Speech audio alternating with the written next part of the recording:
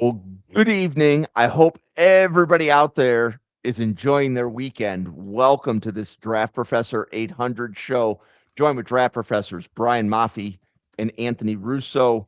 We're going to dive into some interior offensive line players in a minute or two. Brian, you are the best dressed draft professor I have ever seen. Welcome That's to the the first. show. Yeah, I've never. I don't think I've ever gotten that compliment before, so I appreciate it. Yeah, I remember watching Randall podcast one time on a different show and he had to wear a shirt and tie. And I was like, "Oh wow." Like that show went up a level. Um Anthony, I am dressed as informally as you. How is your weekend? It's going good. Yeah, you're never gonna see me in a tie on this, but maybe ever, honestly, not even just on this podcast. I rarely break out the formal wear, but no, good to be here. Happy to talk the hog mollies with you guys. So this will be a good one. Yeah, so Draft Professor has covered offensive line in every conference at least once. So we've done Big 10 offensive line. We've done ACC offensive line, Big 12 offensive line, SEC offensive line. What we haven't done is an interior offensive line show for the whole draft class. And Brian, when you look at this interior offensive line class, who's the first name that should be invoked as the head of the class? Head of the class.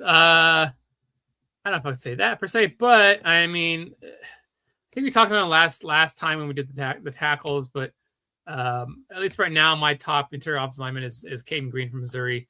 He plays obviously we talked. Yeah, 99% sure we talked about last time, but yeah, he plays left tackle for them. They wanted to move him into guard last year, but just the guys that they had at left tackle just were cutting instead of moving back out. And then I think this year they kind of gave up on it, and they're just like, screw it, just leave him at left tackle. It's fine. He'll play guard in the NFL anyway. So, but yeah, he's super athletic, freaky athlete, good pass protector. Obviously, he's still going to need some work, obviously, to an extent, just because he hasn't fully transitioned to guard, so he hasn't had that like year, 2 years, 3 years, whatever it is at guard. So it's going to be a slight transition going to the NFL and stuff like that. And I think it still adds value that I think he could still kick outside and play some tackle in the NFL.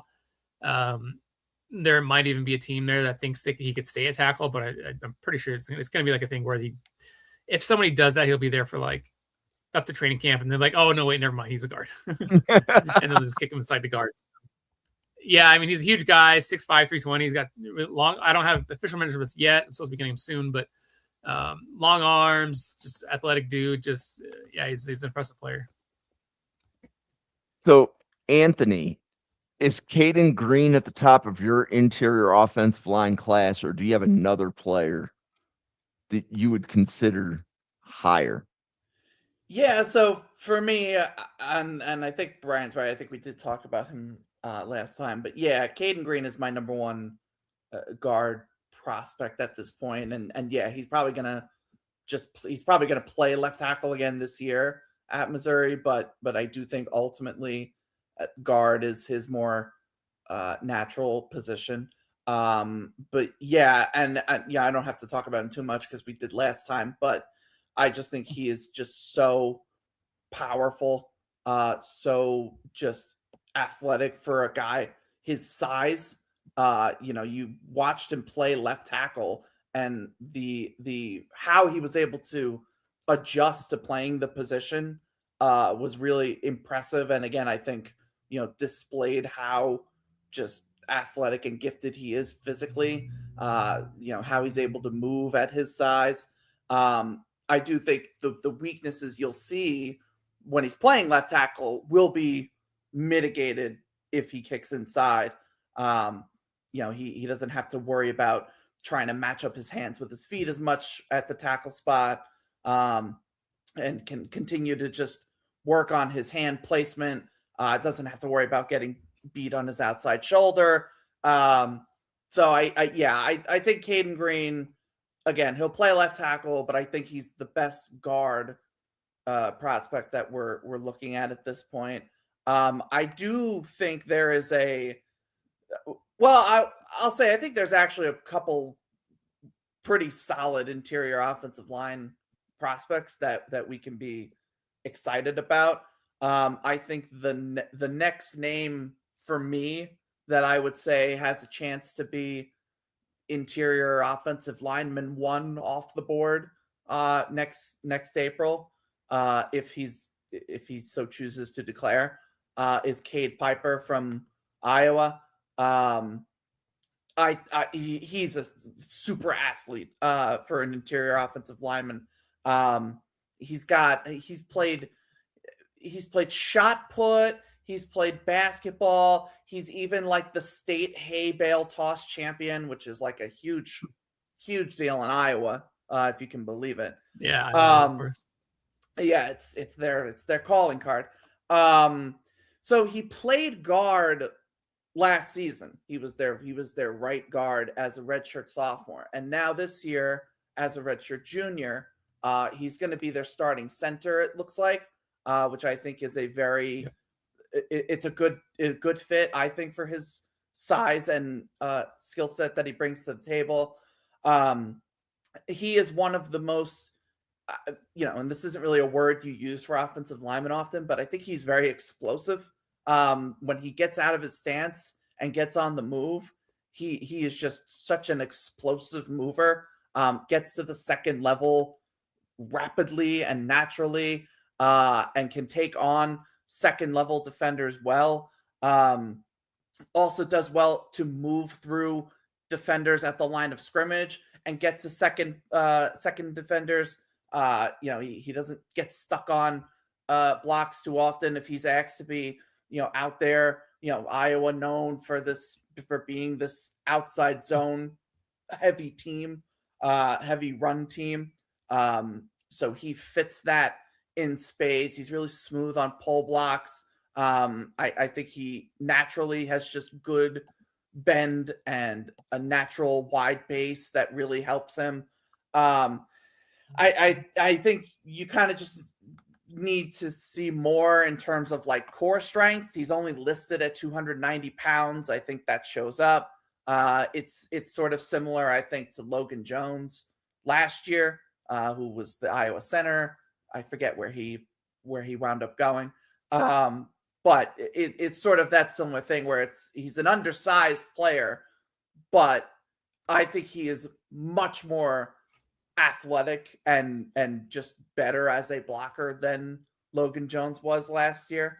So I think there's a lot more upside. And again, you're going to have this guard center flexibility potentially that he can bring to the table as well. So look for Cade Piper to be like, again, in that conversation of first interior offensive lineman off the board. Love that. So the hay bale champion was mentioned by Owen when Owen did the Big Ten podcast and covered Cade Piper. Brian, is there anybody else competing for the top offensive line spot for you? I don't think so. I mean, Austin Cerevel from Ohio State, I think I like him. I don't know if I'd say he's going to compete with, because I don't think he's going to test as well as like Caden Green and Cade Piper and stuff like that. But he's kind of one of those guys, again, another guy that's somewhat similar to Caden Green in that he's playing left tackle or I think was it right tackle, playing tackle for Ohio State. I think it's left. Playing left tackle for Ohio State, but he's going to be a guard in the NFL.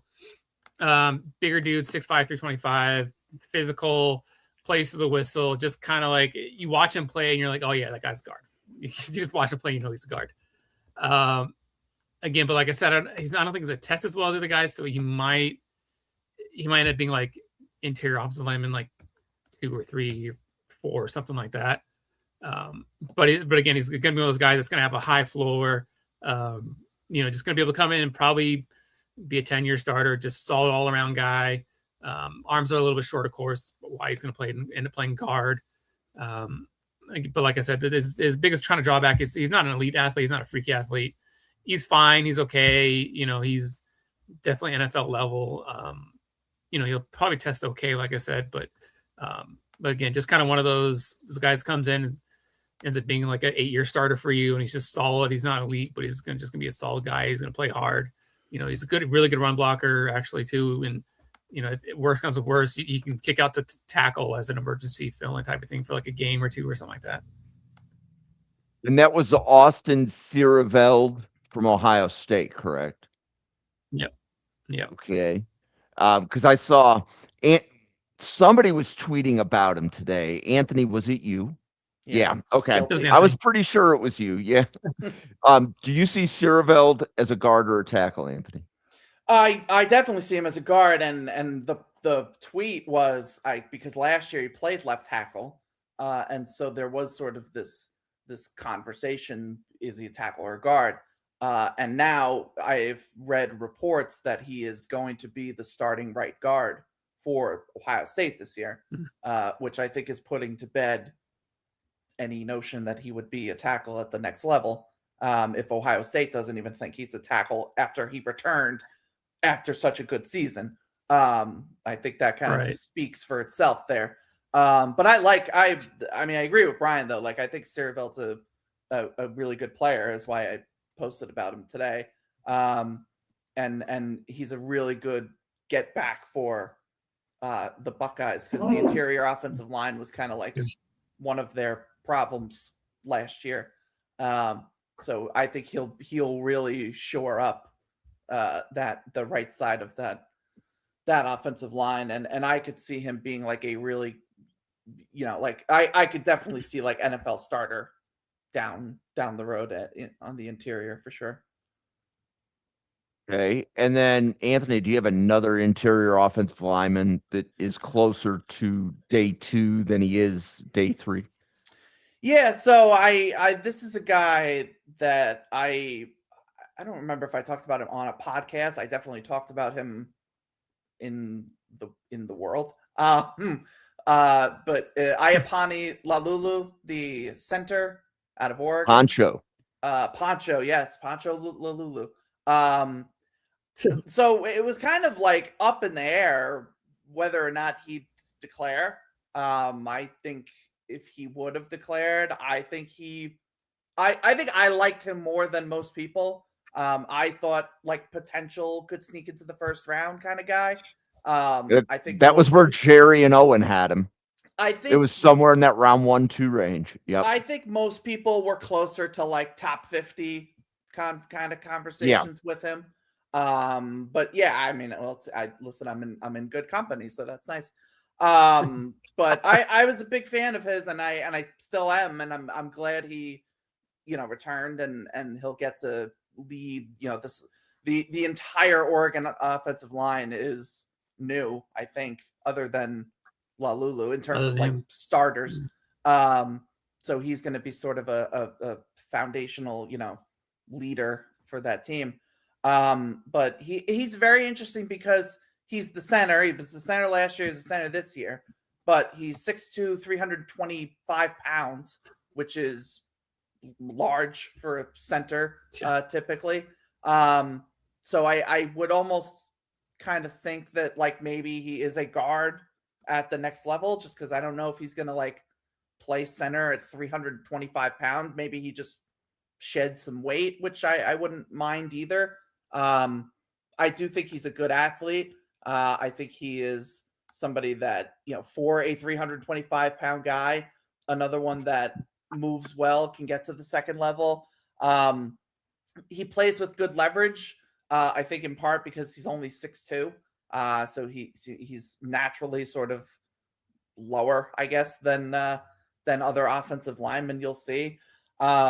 He's got that guard center flexibility. He's played both positions. So like I think he can give you either of those when he gets to the NFL. And you saw him, you're playing center at Oregon, you're going up against Big Ten competition and playoff competition, and he usually played pretty well against them.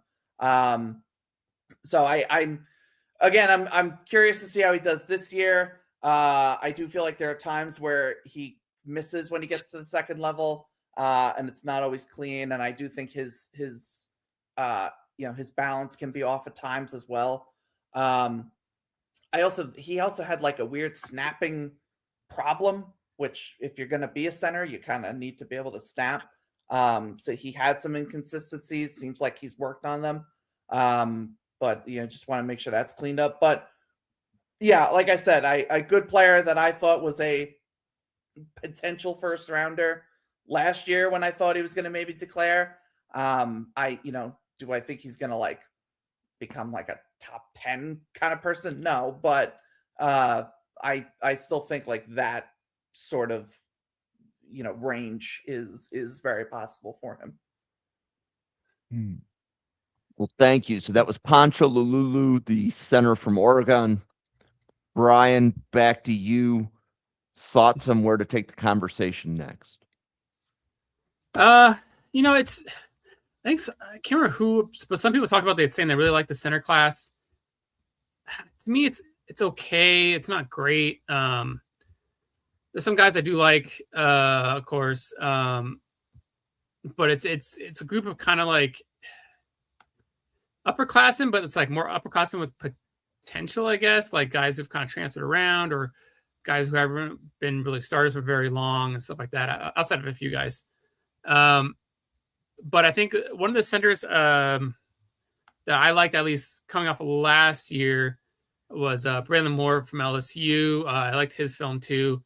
I think the transition to the SEC from Virginia Tech was a little bit of a struggle for him at times. There was, especially early on, you could just see it was just a little too, I guess, fast for him or something like that. Just like, the better competition was just a little bit of a adjustment for him. But I like his film. He's a good player. He's going to be more of your,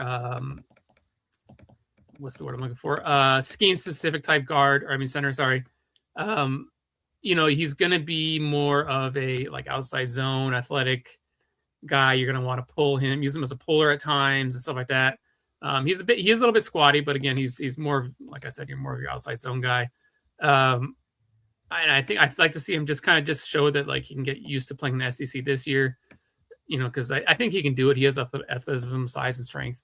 He is a little shorter at 6'2", but so he's going to be a guy that's not really going to have any positional versatility, at least in NFL, likely. Maybe kicking a guard at like emergency injury type situation, but other than that. But I thought a guy he can move, he can block out in space and stuff like that. So I like that stuff. He's just got to get sped up a little bit better. Dealing with those better athletes that he's dealing with the SEC versus before when he was the ACC, and then of course coming up in the NFL. But yeah, I like him a lot. Has some, it's kind of an old pool, but I think some people may or may not get it. But kind of some Frank Winters vibes to him from a long time ago. He's a center for Green Bay. If anybody knows who that is, probably nobody knows. I knew who it was. I didn't remember who Frank Winters played for, but I definitely recognized the name. Yeah. I'm that old. I'm close there with you. His nickname was always Old Bag of Donuts. That was kind of the joke nickname for Frank Winters. So funny aside, Braylon Moore doesn't have that body type per se. He's not that big, not round of a guy, but it does remind me of him a little more athletic, of course. But another guy I think should get more talk and stuff in this class, and I think is one of the better, like I said, centers in this class that I think should get more hype. Okay, so that was Braylon Moore, the center from LSU.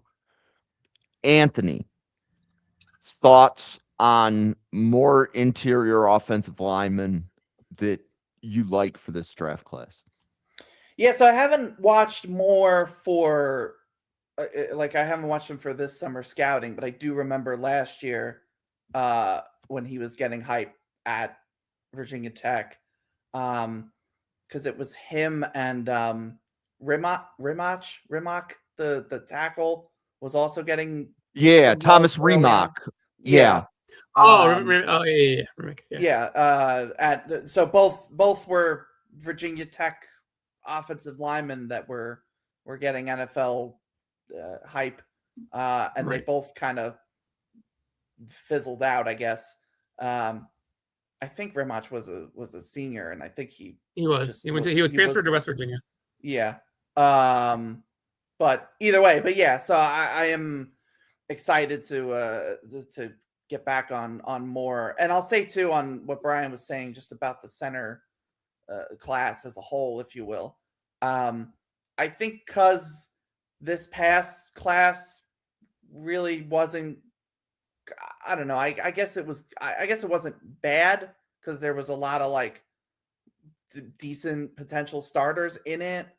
Like the year prior was bad because it was Jared Wilson went third round and then that was it basically. Yes, so like that was a barren center class, and then this past one was better, but still like no like, you know, bang the table. Yeah, look at this guy's gonna be a great center.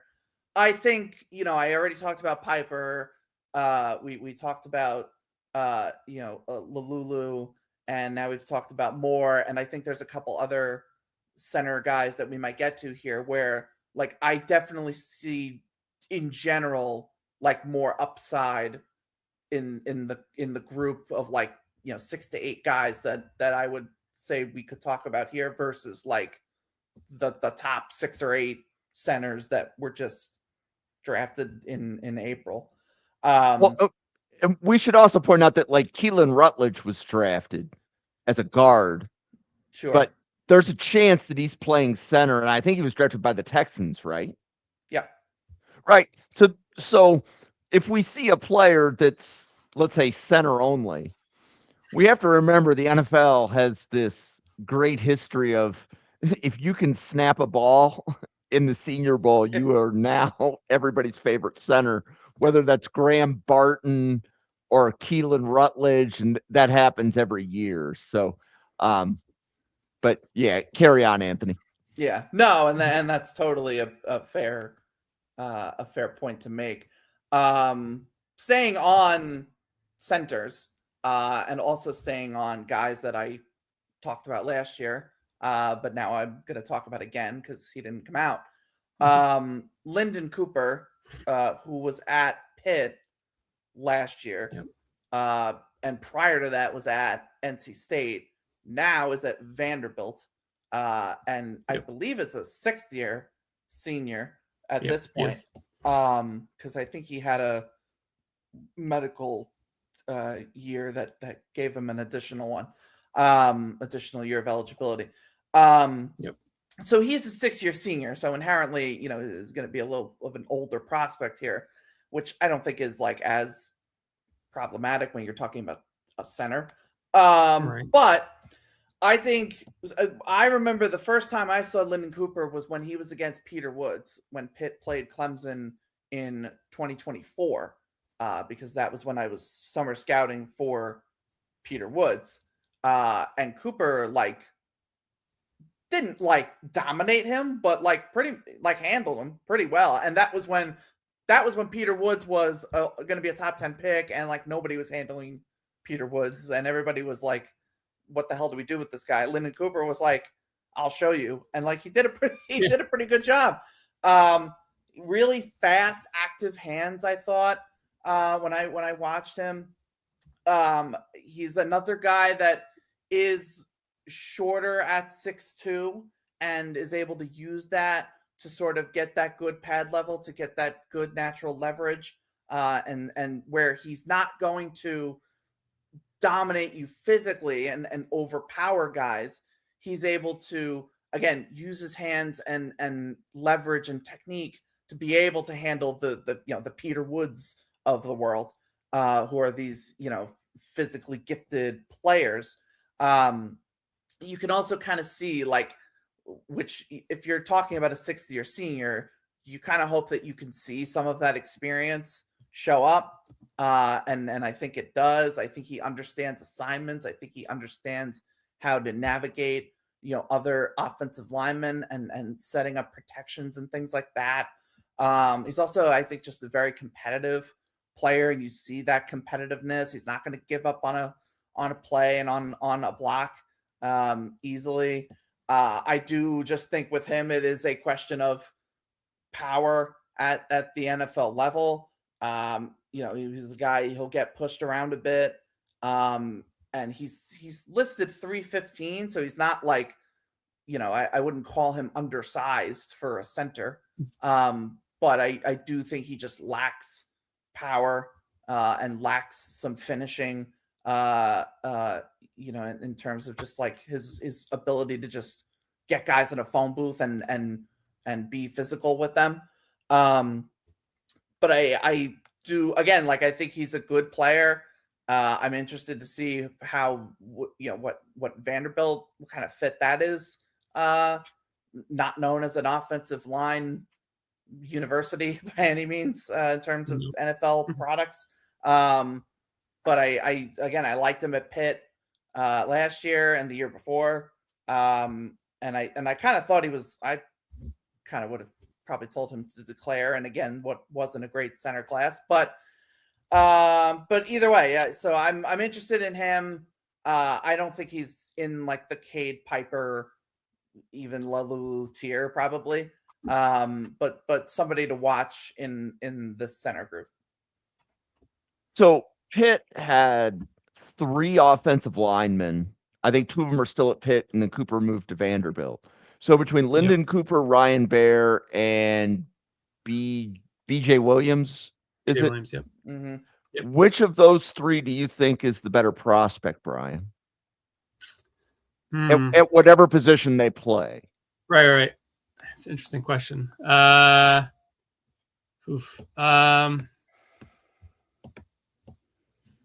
guess BJ Williams, but it's. Is it between Williams and Cooper for you? Probably, yeah, because I'm not as high on Bear as some other people are. Yeah, probably, yeah, because I think just I think BJ Williams, his what's it for? I think his athleticism was a little bit better as far as at his position than the other guys, relatively to his position, I should say. And I think he offers a little more versatility where I think you could kick him into center if you wanted to, or teach him to center, teach him the staff and stuff like that.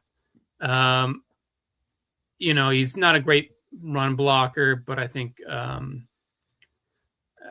upside's a little bit higher with him versus the other guys. Got it. Thank you. So, Brian, is there another interior offensive lineman you would like the good people to know about for the 2027 draft class? Yeah, I think we've talked about him. I'm pretty sure. Yeah, no, I don't even think I know. I know you talked about him in the group chat a bunch of times. But Eric Doherty from Louisville, originally was at Boston College. Anthony nods knowingly. 6'3", 310. He's at Louisville now, obviously, but he was kind of your semi-traditional, kind of your Boston College offensive lineman. Just solid, strong, physical run blocker. Will willingly put dudes in the dirt. He's got strong hands. He's got pop in the hands. He's just one of those kind of traditional Boston College guys. He still has another year left, so still a chance he could end up going back. And usually those Boston College guys stays, but of course, like I said, he transferred to Louisville, so maybe he might be a little different and ends up like declaring early. But yeah, he's really good in pass pro. He's just one of those guys, again, like I said, kind of your semi-traditional Boston College guys, where he's just good all around. Another guy that's coming to the league, probably start for you for 8 years, maybe even get a Pro Bowl or 2. Just good all around, hard worker. Just plays through the whistle. I guess had good hands. His feet are pretty solid. I just like him as a player. I think he's going to be guy's going to get talked about more as the year goes. And that was Eric's Doherty. Yep, Louisville. Yep. I'm working on my pronunciations as well. So I'm looking at that. Anthony, would you pronounce his first name differently? No, it's pronounced. I would pronounce it Eric's. I mean, I don't know for sure, but it's spelled ERYX, right? Yes. Yes. So yeah. I don't know. That to me boosts his stock, but that's just my opinion. Right. Well, I love unique names like that. Yeah, yeah. I completely agree. You got to rock And the an unique X, name. any name with an X also, like that just feels better than whatever Yeah. else Look, you could have you done. can only have one X in the name. More than one X is not good. No, right? Yeah, no, you can't overdo it. But one X, solid, really solid. Yeah. Okay, interior offensive lineman, class of 2027, Anthony. Any other names that the people should be familiar with? I mean, were we really expecting me not to bring an FCS name to the table? So Always. I'll I am cheating a little because he plays left tackle right now, but I don't think he plays left tackle in the NFL. But that I'm talking about Quentin Christensen, who is the left tackle at South Dakota State. He is, first of all, I read this is a guy that had 7-figure NIL offers to move to a Power 5 school and chose to stay loyal to the South Dakota State program. Whether you think that's admirable or idiotic, you can make that decision. But he has, I at the very least, I think it speaks to he has the talent to have played at the highest level of college football. He just chose not to. This is also somebody I read. He is a 2-time state wrestling champion with a 43-0 record, which again, cool stat. But if you're a draft person, you'll know that wrestling is I guess a cheat code in a way for offensive linemen. Helping with athleticism and leverage and things like that. So you can again glean from that what you will. But look, I think when he's as a left tackle for South Dakota State, I think he's a good athlete. I think he moves well. You'll see him on again those kinds of what we were talking about with Piper, those outside zone sort of concepts. He's able to get out there. He creates good angles for himself, which I do think is when I talk about that wrestling background, I think that's the kind of thing that you can see in it translate to football. Understanding leverage, understanding angles, understanding balance, being able to manipulate your weight and your frame and being able to control the opposing player doing that, even if you're not necessarily physically going to overpower them, you could still beat them using their own momentum and countering their momentum and things like that. And I think he does that well. He's not by any means is not the biggest player and the strongest player. He's only listed at 300 pounds. He's 6'5". So I do think you're gonna need him because again, I don't think he's six at left tackle or any tackle at the NFL level. So I think you're gonna ask him to kick inside, and then I think you're gonna ask him to put on some more weight and build some strength and some mass. I'm not saying he's the level of talent that Gray Zabel was, but I absolutely think there is a similar pipeline to be had where we're talking about an FCS left tackle that can play really well at the FCS level. He played really well last year. He can do it again this year for South Dakota State. And then if he can get a senior / Shrine Bowl invite come January and play really well there, I'm not going to say again he's the talent that Zabel was and he's going to become a first-round pick necessarily. But I do think you could see him sort of become the sleeper guard player that people are talking about. And listen, South Dakota State has some NFL talent right now, both on the offensive line and Brian knows all about Tucker Kraft. So it's not these are the kinds of things where I think we can still value the FCS and they could still produce NFL talent even in the age of NIL and transfer portal when you have guys like Quentin Christensen that turn down that money to stick it out and to better themselves at a school that is still producing NFL talent. So he's name to watch for me this year, Quentin Christensen. So thank you for repeating the name because I was going all over the place. Apparently, I could not find South Dakota State on our lads. It's a damn crime that FCS schools are not represented. You see, and I didn't realize that they only did FBS. Yeah, FBS. Yeah. I just realized that. So that was Quentin Christensen, the offensive tackle from South Dakota State. But you project him as a guard. Yeah, I do. Okay. That was awesome. And I love getting new names. That's why we're here. It's just to keep bringing new names. So if you are watching this podcast, I can pretty much assure you the way that we are producing them is to try to drop new names that not every draft podcast is talking about this early in the cycle. Brian, we're back to you. You have a new name that you can wow the audience with? Yeah, actually, because Anthony's bringing up talking about the quick other thing that popped in my head too. Mine goes, I have Christensen in my board too. I watched this film. I like this film too.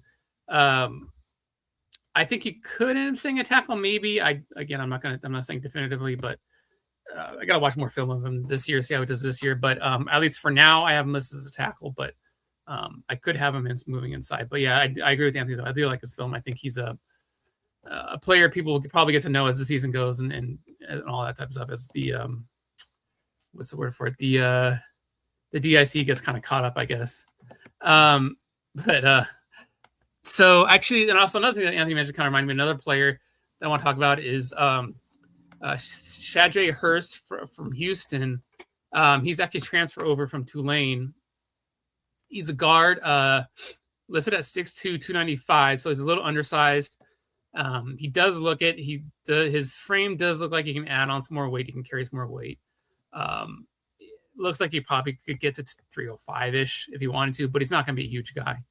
But as far as connecting back to what Anthony said too, is he was a high school wrestler as well. He was I don't think he was a state championship wrestler, but he was up there. He wasn't, the best to say, but he was up there. So again, that's obviously a thing that stands out. That's obviously a thing that you look for when you look for offensive linemen, guys who were good wrestlers in high school. That usually translates, especially offensive linemen and defensive linemen. Those are guys that get able to get really good leverage. They have pop in their hands because they're able to kind of coil their hips and stuff like that. So it's obviously always something that's good that stands out. Like I said, he is a guard, but he's 6'2", 295. I think he could end up moving inside to even further inside to center just because of his size and his length and stuff like that. His athleticism that might work better at center. But Houston's kind of been already set at center as it is anyway, so he's not going to play center for Houston unless there's an injury. But yeah, and he was a guard at Tulane as well. But again, a guy I think who has positional versatility. He could, go to the Senior Bowl or Shrine Bowl or whatever, and they could have him snapping and taking reps at center and stuff like that. So I think he has that positional versatility too. At least eventually, he's athletic. He can move. He can definitely be another outside zone type blocker type guy.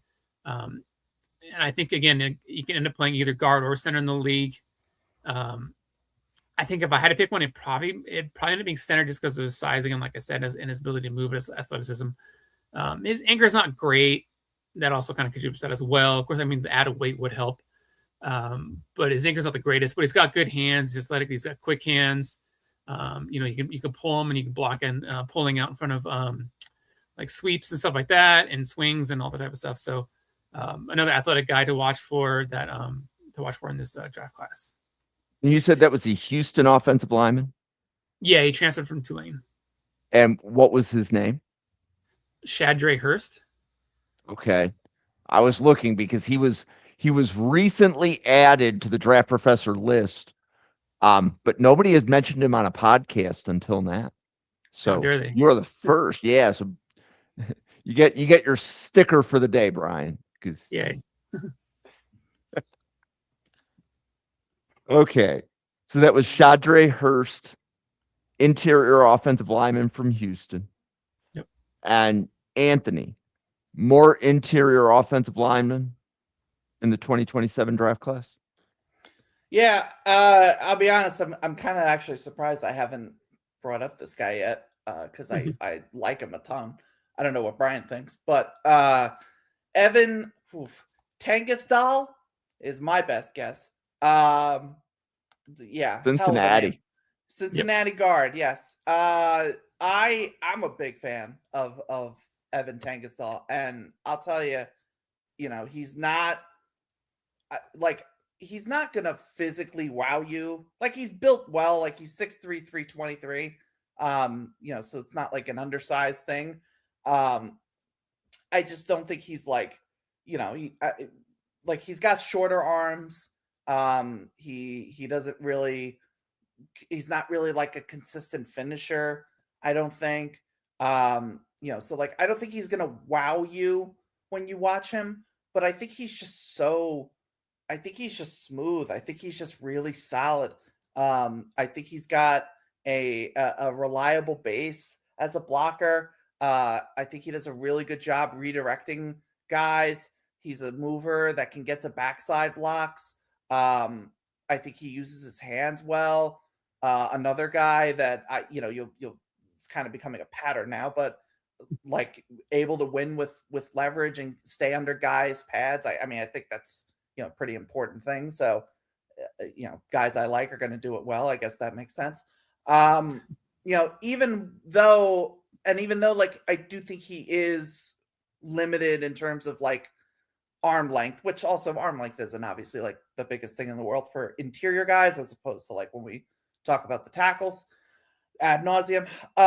But he's still able to like use his arms to stifle rushers that are a little more bendy and can, they try to like slip past you and get underneath guys with quickness, like, because he's such a good mover that he's able to, the arm length thing isn't really a problem in any way that it would be anyway, because he can cover that space well with good feet and and just good natural agility that he has. I do think like people aren't gonna love him again because I don't think he just goes out there and like physically dominates. He also can he can get long armed a bit by defenders because he does have like that limitation physically. Some of his punches will miss, and that can get him in trouble as well because he doesn't have that dominance to him. But overall, I think he's just really smooth and solid, and I look forward to him being. He's also a guy that has experience at all three interior spots, so he can offer that to teams at the next level. I again, like if we're using the if Caden Green and Cade Piper are like tier 1, for me Tangasal is probably in like the tier 2 right now. I like him that much. I'd put him in like the Lalulu kind of section, if you will. And again, I might just be higher on him than other people are. But I think he's just a solid blocker that I can see being an NFL starter down the road. Okay. So JT brought up Evan Tangastal when we did the Big 12 offensive line show on Friday night. I think he was JT's favorite Big 12 offensive line. You bet. Good. Right? So this is Evan Tangastal, I think, would be I'm looking through, I'm looking at the entire board here as I look. Shadre Hurst, would you have Tangastal as a tier above Shadre Hurst? Because Houston's Big 12 as well, correct? Yep. Yeah. Are you asking me or Anthony? Oh, sorry. Yeah. Well, I was just asking. Yeah. I grew up at a dinner table where there were no manners. So sometimes if I just ask a question, I'm looking for anybody that's capable of responding to me. I would have Tangasol above Hurst, and I do like I like Hurst, and I would agree with a lot of what Brian said. I do just think like the size thing is gonna be a factor, and also like now we gotta, I don't know, I guess like Tulane to Houston isn't as dramatic a competition shift as like other group of 6 to power 4 transitions. But that's, you want to see now how he does against power 4 competition. Whereas we've already seen it with Tangastal.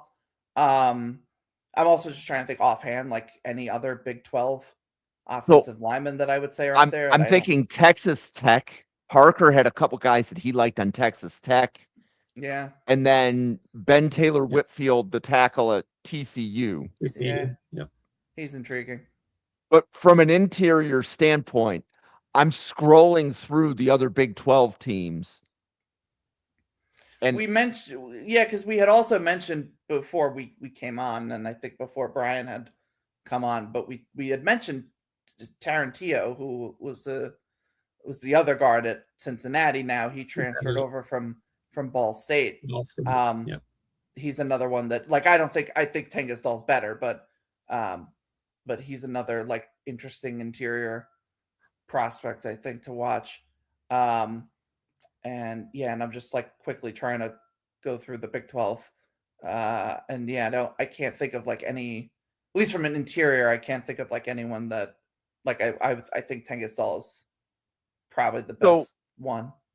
So Parker and JT, when they did a Big 12 offensive line show on Friday night, and Tangasdal, I think, was watched by both. So JT mentioned him, but Parker's a Cincinnati fan, so Parker knew exactly who it was, right? So they both mentioned Tangasdal, but their overall comment was the Big 12 is a bunch of day 3. For the most part, it's day 3 offensive line prospects. Like there may be a couple that like approach that, like 75 to 100 range. But they were saying like, okay, these are guys, they're better than average, but they're not at the top of the class. And they could tell, even though they haven't evaluated the other conferences necessarily yet, they could just tell from what they were looking at that it wasn't, they dropped like 20 names. They have 20 names they like in the Big 12. And Parker will tell you that we're going to be talking a lot about the UCF offensive line next year. Right? So kind of thing. But anyway, back to this program. Brian, any other interior offensive linemen that you would like to bring to everybody's attention that you have watched and liked? Yeah, on Tangasdal, I agree with Anthony. Actually, I think it was Corey Kinnan was really high on Tangasdal too. I think he put out some tweets about him like maybe a month or 2 ago or something like that, with some clips or something like that. So if I remember right, Corey Kinnan was really high on Tangasdal as well. But I think he was higher on Tangasdal than either of us. I think he had Tangasdal as like a early day 2 type of pick or something like that. But yeah. But I go with Anthony. I like Tangasdal, and I was thinking about bringing up Tarantillo, so Anthony kind of beat me there too as well. But yeah, there's some other guys. Yeah, but I agree. Big 12 is not great this year. But as you're saying, one guy that I think we could talk about, I think he could sneak into the top 100, maybe. Sheridan Wilson, the Texas Tech center. I remember seeing some people, I can't remember who it was, someone tweeted out that they had, I was like a first round grade on him, which I thought that was kind of weird. It wasn't anybody super well known, but I remember seeing that and I was just like, okay. But yeah, I like him a lot. I mean, he's a good player. I think he's kind of underrated just because he plays at Texas Tech and he plays in the Big 12. But he's got good size, 6'5", 300 pounds. His brother played college football, so of course, obviously he's got the bloodlines there. That helps a little bit. But he's good pass pro. He's good in pass pro. he's a smart guy. He makes all the calls. You see him making the calls. Not elite athlete, but solid athlete, I would say. I think at his what's the word for his floor is as like a really solid backup starting center. Really solid backup center. But I think there's still potential he could become a starter in the NFL. And you could even play him. He's got the size, and I think his length is okay enough that you could even teach him to play some guard as well. So you can develop some versatility there as well.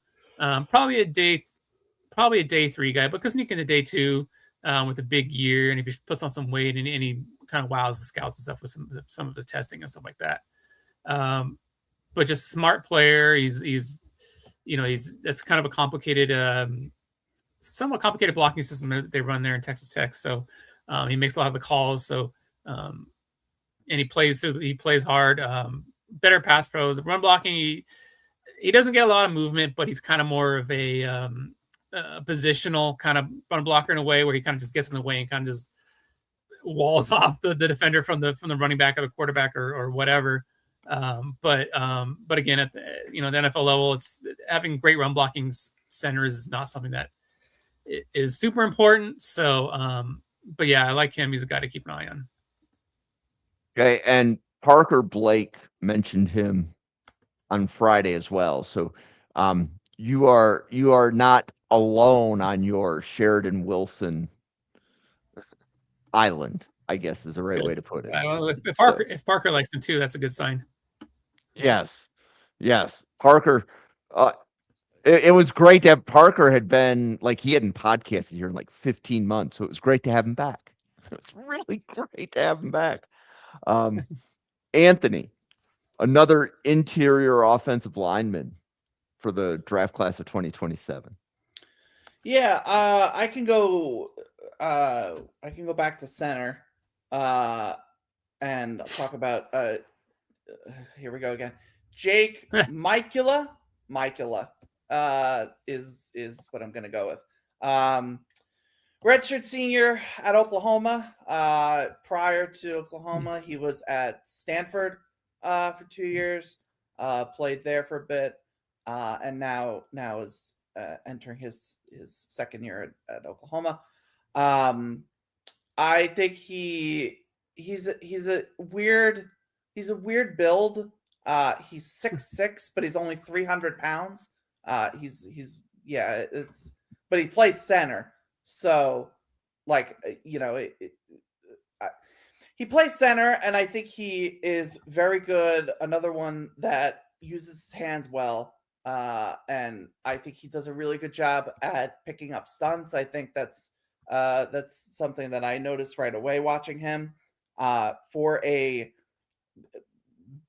taller player, not really bigger, but a taller player, I think his frame is interesting. It kind of gives him some versatility in terms of where he can play on the interior. He's another one that has also taken snaps at all 3 interior spots and has that utility. One of the things that's interesting too, he had 0 penalties last year, which is rare. Well, it's rare in general for offensive linemen, and I would say in particular for a guy who is taller. I think a problem that you run into is guys that don't land their initial strikes or get, they're susceptible to guys getting under them. And so then they'll instinctively sort of just like try to grab them and try to like stop them. And then they get called for holding or they get called for face mask or whatever it is. Mikula doesn't do that, doesn't really have that problem. I think because, again, even though he is taller, he's not heavy, so he can move well. And actually, I think even despite the fact that he's 300 pounds, which isn't huge by any means, but I think he actually does anchor pretty well. Even when you can kind of see him initially like get knocked back a bit, off the snap by a stronger player, he can correct himself and again can kind of like get that recovery and get that second step and then sink his heels in and still win the rep, even if he initially looked like he was going to lose it. Now, that doesn't always happen. There are times where he will get driven backwards and, force the pocket to get condensed a bit. Another one that I would say needs to add some strength and some core strength and some lower half strength. I think he also is a bit of a leaner, and which is a little more common for taller guys. He can get crossed over his face a bit. If he kind of puts himself in a bad position. But I like Mikula. He's getting coached up by Bill Bedenbaugh, who is one of the best college football offensive line coaches that there is. So if he can hopefully clean up, some of that kind of technical stuff, I think he's an intriguing player that again gives you that flexibility positionally, which I think for and I would just say as a whole for interior offensive linemen, like I think that tends to be more valuable, I would say, than like a tackle that can play guard or vice versa. I guess a guard that could play tackle. Like I think if you can play left guard, right guard, center, it feels more useful, because usually if you're a guard playing tackle, that's because of like an injury, and then you're prone to more problems that you don't have to deal with when you play guard. There's a reason usually that you're playing guard and not tackle in the first place. Whereas if you're a guard that is asked to cover center, there's obviously other challenges that come with that, but it's a little more of like, we're not hanging you out to dry and putting you at risk of getting exposed. It's more of like, you can cover the interior and still use what makes you a good player in the first place at just a different spot. So all of that is to say, I think when you see guys that are versatile and have snaps at all three, left guard, center, right guard, there is a value to that NFL teams like to have. So Mikula, one of those guys, and I think is another one of these like centers that we're going to talk about as like a potential starter down the road in the NFL. Yeah, and I want to piggyback on that. So nearly every podcast I watch that is for a team, and when they're doing the 53 roster projections right now, if a team keeps 9 offensive linemen, there's going to need to be at least 1 or 2 that can play multiple spots on the interior that are backups. It's right. You keep 2 backup tackles, you keep 2 backup interior players, and you want at least one of those 2 backup interior players to be able to play multiple positions. And Brian, I know that's really something that's important to the Packers, right? Packers want positional flexibility in their offensive linemen.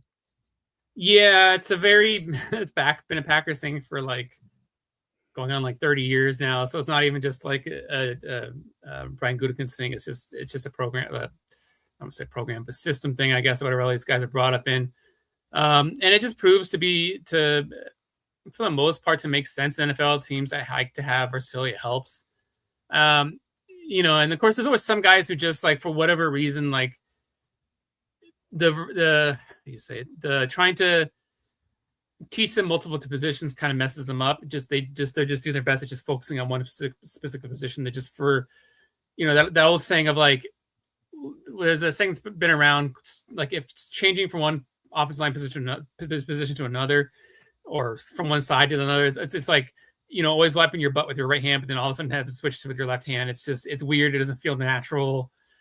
It's that type of thing. It's just, some guys can do it. It's not, they can learn new positions and go from left to right or whatever, and it's no problem. And other guys, it's just for whatever reason, they just can't do it. It doesn't work. So I think that's something that's but it is important, of course, to learn different positions, because you're going to have injuries on your offensive linemen throughout the season in the NFL. You're going to have 1 or 2, 3 guys get injured at some point. somebody's going to miss some games. I mean, nobody gets to be the Jets every year. Wow. What an honor. Throwing shade across the podcast, Anthony. Yeah, just joking. No, but we deserve it.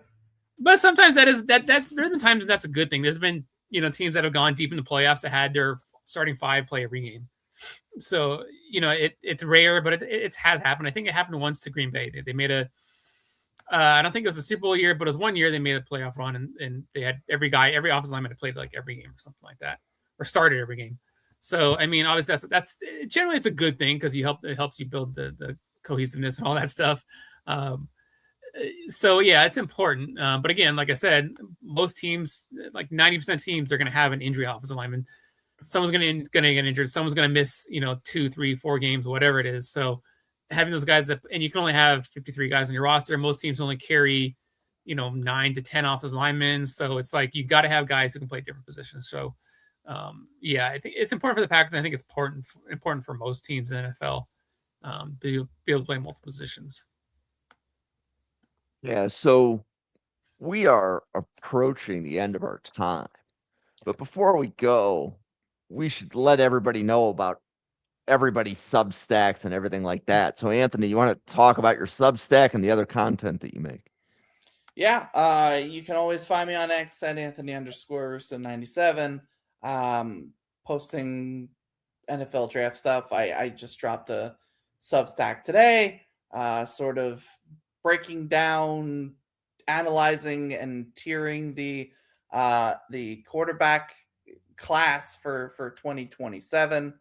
And I could just quickly on Jagasaw, another name that I need to learn. I think it's Jagasaw. Jagwish? I thought it was Jagwish or something. I'm sure. I was going to say Jagusa.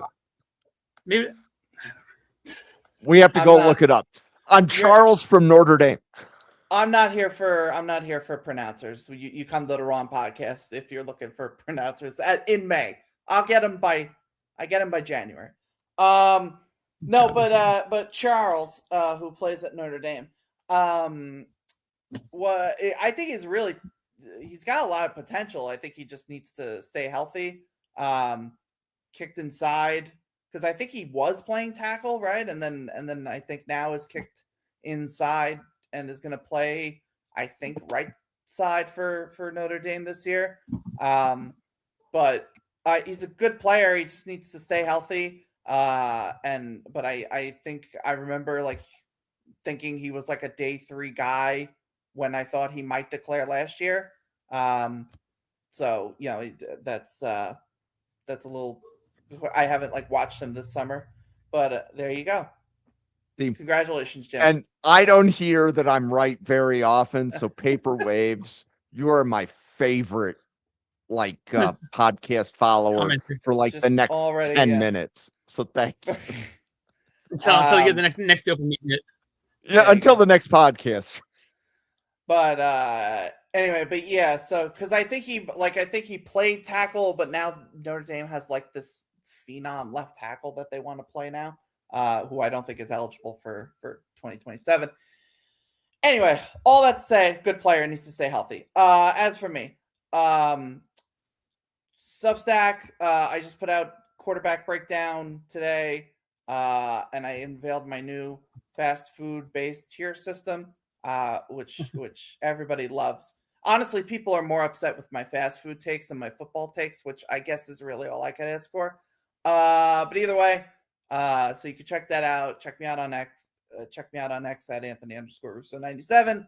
Check me out on the Draft Professor podcast once a week, where we'll keep doing positional groups for the next. When does the season start? 2.5 months. And we have some other things we can do to mix this up. I think we're going to do the Vanderbilt and Houston DB rooms, and we might throw one other school in. So we'll come up with some other formats or topics, maybe do a draft a team in a couple weeks, but we're going to be here on Sunday night for the summer. I mean, this is a great time slot. Yeah, definitely. Right. So there's not a lot of original programming on Sunday nights. So, you got to find the Draft Professor. Yeah, for sure. So, Brian. Yeah, actually, funny enough, similar situation with me and Anthony as far as the quarterbacks. I had my quarterback article top 10 pretty much written. Wasn't able to finish it because just, life and stuff. I said it was supposed to be out this past week, but busy and like just normal life stuff happened, so I wasn't able to finish it. But I will definitely get it finished tonight. So it means it'll be up tomorrow morning. So my top 10 quarterbacks early on, obviously, because this is summer scouting. So my early look at top 10 quarterbacks will be out tomorrow. And then I'll have probably the running backs the day after and stuff like that. And I'll go along with each position. So you can catch my stuff there. And then, of course, same with Anthony. As Anthony, here Sunday nights, every Sunday night till the season starts. Talking just different positions, different ideas. Maybe have some guests on. We'll see what we can make happen. And then, of course, obviously, catch me on Twitter, BMAAFI NFL. I'm out there talking just regular draft stuff, talking Packers.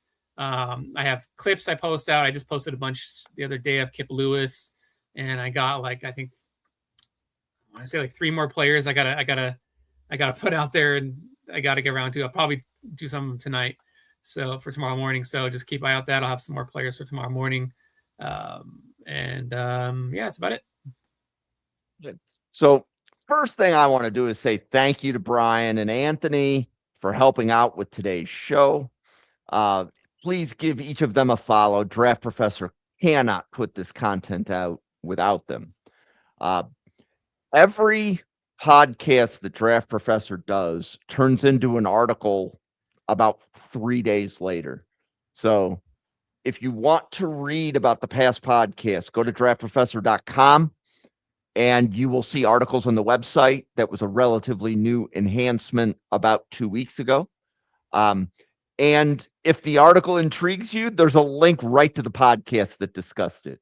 So, if you want to learn more about offensive line, there's a whole YouTube channel on the offensive line. You can hear about the ACC offensive line. By the way, the ACC offensive tackles in 2028 sound better than they do in 2027. You'll be able to listen to all of that on the podcast. So you could do the same thing. There's a Big 10 offensive line podcast. There's a Big 12. There's an SEC. So you're going to be able to hear about lots of offensive linemen that weren't even discussed on this show. But that's what's on the Draft Professor website. I'm the one that manages the website. I'm the one that manages the podcasts around here as well. So if you can, drop a subscribe on YouTube, give a follow on X. Want to thank Brian and Anthony, and for everybody else at the Draft Professor. Thank you so much for stopping by. We will see you on a podcast again tomorrow night. Thank you, everybody.